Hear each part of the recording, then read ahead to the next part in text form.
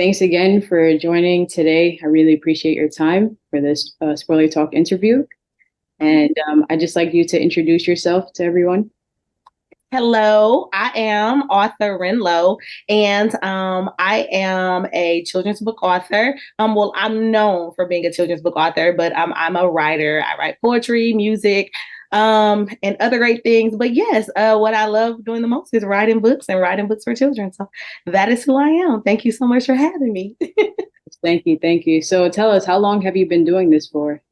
Well, I have been writing actually since I've been 9 years old, but I've been a published writer since I've been around 15, but I've been a published author since October of 2020. That is when I published my first children's book. Congratulations. Thank you.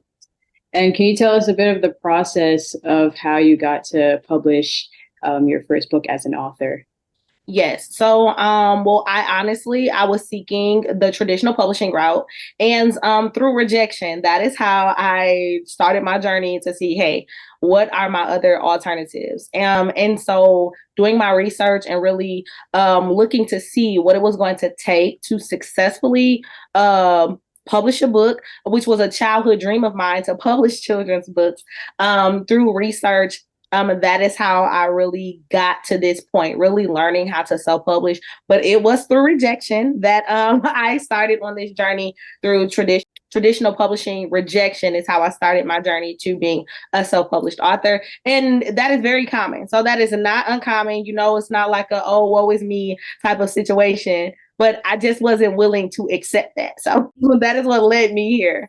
Yeah, and it's been a very interesting journey, full of highs and lows, tears, learning pretty much a new skill set. When you learn how to self-publish, especially when you're self-publishing professional books, because there's many different levels to self-publishing. Neither one of them are right or wrong, but you just have to decide what type of author you want to be. And if you want to be a professionally self-published author, it is truly learning a skill set. So being willing to learn, have the patience, so yeah, it's been a journey full of highs and lows, but if you enjoy it, holding that book in your hand or books in your hand at the end, oh my God, the feeling, I can't describe it. It's amazing. Oh, no, I can imagine. It must be a really good feeling to have. I know you talked a bit about rejection. What were some of the biggest challenges that you faced along the way of getting to being published?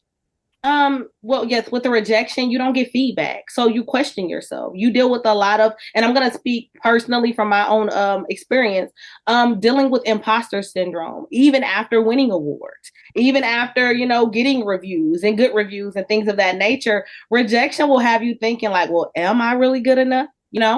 And so I had to go back. I had to really say, is this what you want? No matter what anybody else says, I had to remind myself that some of these organizations they're just man-made rules. What do you want to do?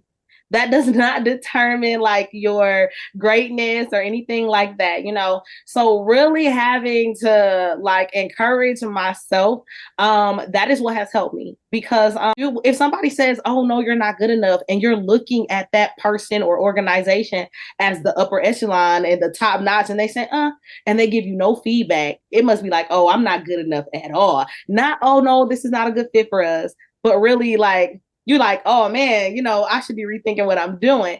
And so, but really understanding this is my creativity. You don't get to tell me that my creativity is not good enough. You can tell me you don't like it, and that's fine. Because I'm not for everyone. Nobody is. My writing might not be for everyone. But you don't get to tell me that my creativity is not good enough. It's just not for you. And when I understood that this is my experience, it's my imagination, my thoughts, I was like, oh, I'll write whatever I want. Yeah, so should I say no more imposter syndrome then? No more imposter syndrome. Listen, I am the best. I am the best. I am the best writer. I am the best author. Listen, you cannot tell me anything. There is room for us all, but listen, I am the best at what I do. Okay. Yes, yes, I love that. I love that. So tell us a bit about some of the books that you've worked on. Yes, so actually the poster behind me that you see, this is my Magical Brown Unicorn, and this is the book series that I've actually written with my daughter. So my 10-year-old daughter is my co-author. We have a couple of new books that are being released hopefully within the next month or so. But in addition to that, I do ghostwriting and I help other people publish books as well. I've written children's books, ABC books, and I do journals for reading comprehension. I have created coloring books. So I do a little bit of it all. And I give a little spoiler. I'm working on like a romance type of novella series. I don't know if it's going to be spicy or not. It's not spicy as some of the spice out here, but I'm trying.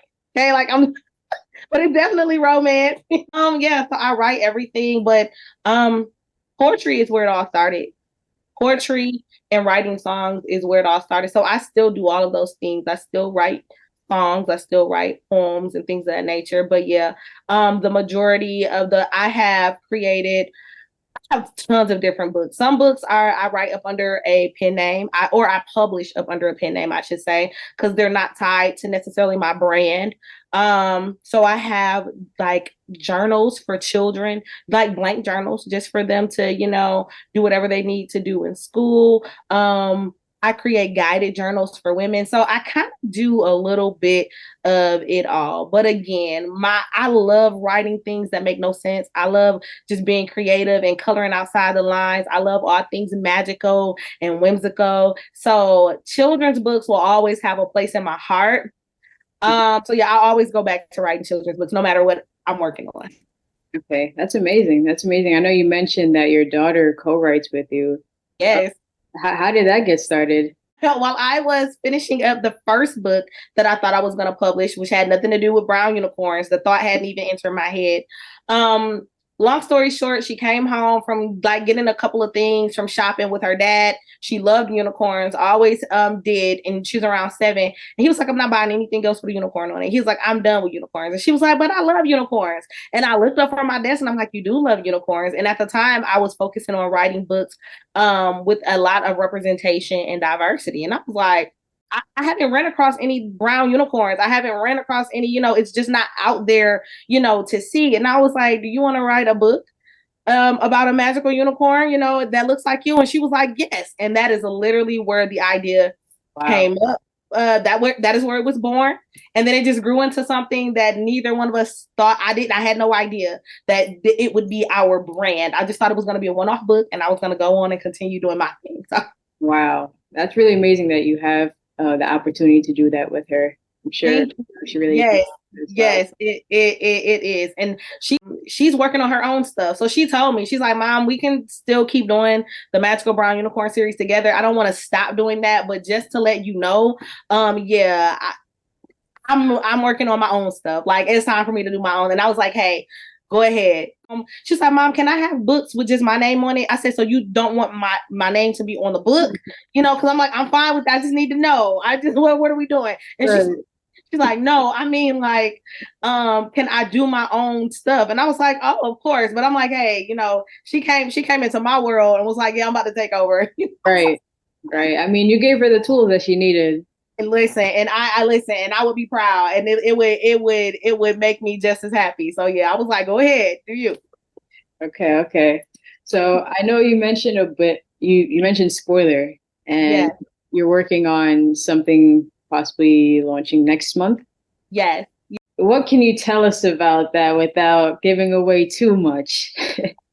Well, let me see. Well, I will say that I am pulling from some of my own experiences. So I'm pulling from some of my own experiences. It is going to be very raw and relatable. It'll be very raw and relatable, but very entertaining because I have been told that I'm a little bit funny. I am pouring a lot of me into the story, into my storylines or whatever. So it is, you're going to get a little bit of metaphors. You're going to get some real life situations. And when I say the real life situations, I grew up in Flint, Michigan, and I've seen a lot of, serious things and experienced a lot of serious things, or things have happened, to people that I care about. So it's gonna be a mixture of those, but you're gonna be rooting for individuals, and you're not gonna know if they're the bad guy or not. You're not gonna know, so it's gonna be some love triangles up in there too. I'm just doing all. I want people to turn the page and be like, oh my God, like, why you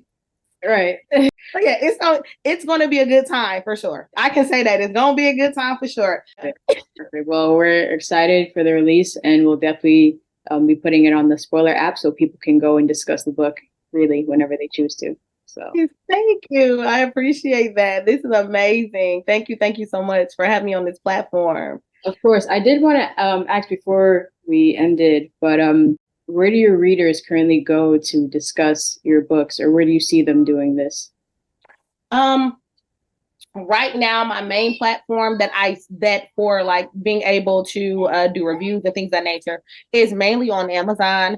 I do a lot of actual school events, so I'm like in person. So I'm doing a lot of I teach children how to be seen and heard through creative writing, and I teach adults the same thing. That is my biggest thing: being seen and heard through creative writing, no matter what type of book you're working on. So yeah, outside of like Amazon, they can find me. I'm always on TikTok. They can find me on TikTok. They can find me on Instagram. I go live often. I'm very open, very transparent. But those are the places that they can find me. And then if they just look up author Ren Lowe, all of my stuff comes up. I try to keep it smooth across the board. So if they type in author Ren Lowe, all of my information comes up. But TikTok would be the main. TikTok is the social site that I enjoy the most, and that I feel like enjoys me the most.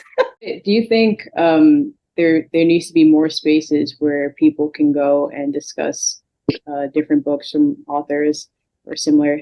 I really, really, really do.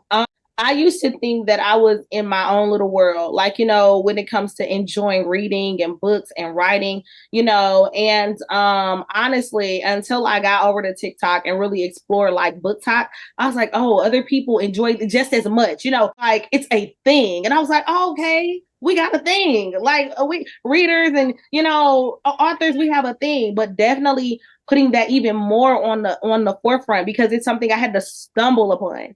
I don't think it should be stumbled upon. I think that it should be, just as a mainstream as anything else. So definitely platforms that like this one, even like events. We're like, hey, we're just gonna sit down, we're gonna sip some tea, we're gonna sip some coffee, and we're gonna discuss this book. Or, there's been times where I even opened up our platform and I'm like, y'all, we're not doing anything on this live today. I just want to open this up for y'all to write. Because some people don't think they have the space or the time to read or write, but we do have time to scroll on our social media. So, hey, if you are an aspiring writer and you scrolling on TikTok, well, you come to my page, and for these 30 minutes, I'm gonna set a timer, I'm gonna throw out some suggestions, and we're gonna write. And they get stuff done because it's like, oh, this is a space for me.